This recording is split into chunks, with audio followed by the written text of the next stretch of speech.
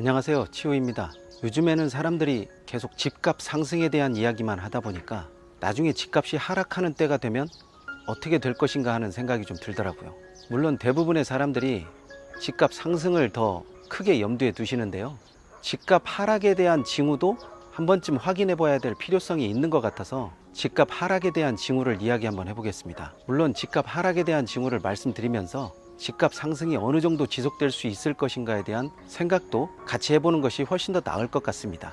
지금과 같은 집값 상승기에 집값 하락에 대한 징조를 이야기하는 것이 맞지 않을 수도 있는데, 어찌됐건 집값 하락이든 집값 상승이든 집값에 둘러싼 이야기는 앞으로도 계속 사람들에게 논란의 여지가 될 가능성이 농후하기 때문에 상승이 됐든 하락이 됐든 집값의 이상 징후를 재빨리 눈치챌 수 있는 투자자만이 살아남을 수 있다라고 저는 보고 있어요. 그렇게 하기 위해서는 집값 하락의 징조가 무엇이고 집값 상승의 징조가 무엇인지에 대한 판단의 근거가 있어야 되는데, 일단은 집값 하락에 대한 이야기를 먼저 하겠습니다. 집값 상승도 마찬가지고 집값 하락도 마찬가지지만, 보통 집값에 대한 매매 시장에 대한 가격 추이를 살펴보기 전에 가장 먼저 해야 될 게 임대차 시장을 파악해 봐야 돼요.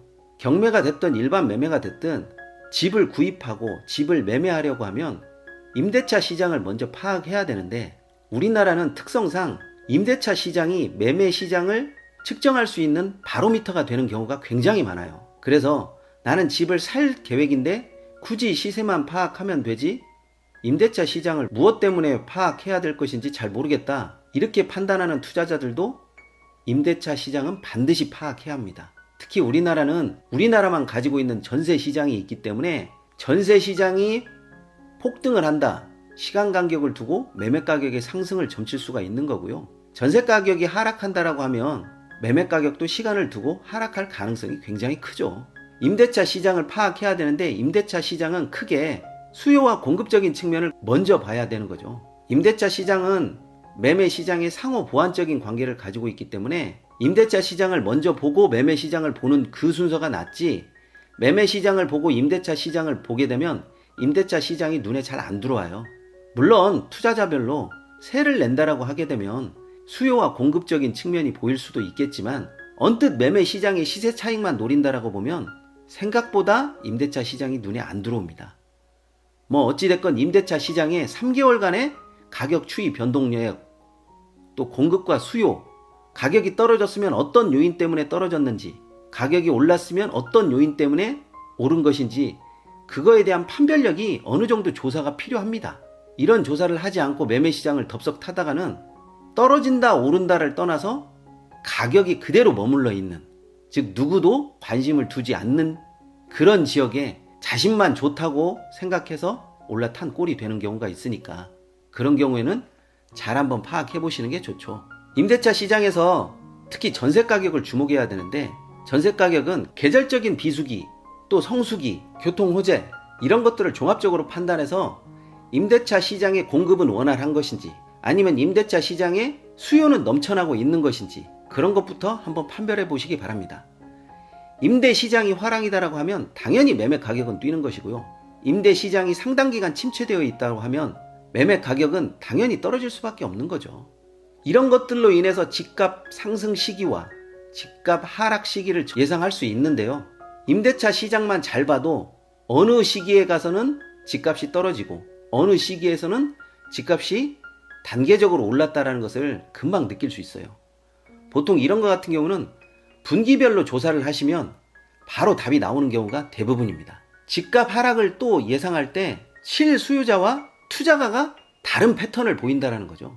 실수요자는 항상 후발주자로서의 성격이 강해요.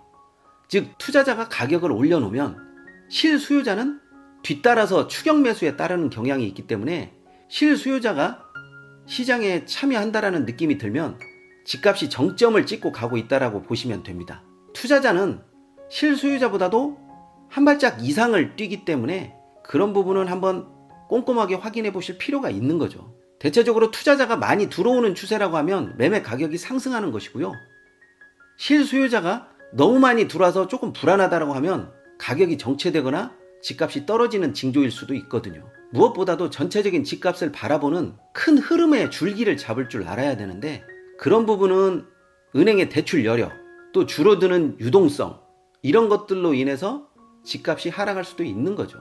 집값이 하락하는 거에서 부동산 정책이 가장 크게 책임이 있겠죠. 그런데 투자가나 실소유자나 부동산 정부 정책을 따르지 않고는 다른 뾰족한 방법이 없기 때문에 그 부분에 관한 부분은 넘어가겠습니다. 또 그 부분에 대한 것을 강력하게 요구한다고 해가지고 당장 바뀌어지는 것도 아니고 정책 안에서 수익을 도모하고 이익을 창출해야 되기 때문에 정부 정책이 잘했다 못했다 하는 것은 부동산 학자들이 이야기해야 될 부분이라고 저는 그렇게 생각합니다. 집값에 관한 부분은 너무나 많은 변수와 다양한 요인이 있기 때문에 함부로 말할 수 있는 부분은 아니지만 나름 검증된 사안들로만 이야기를 하려다 보니까 생각보다 길어지네요.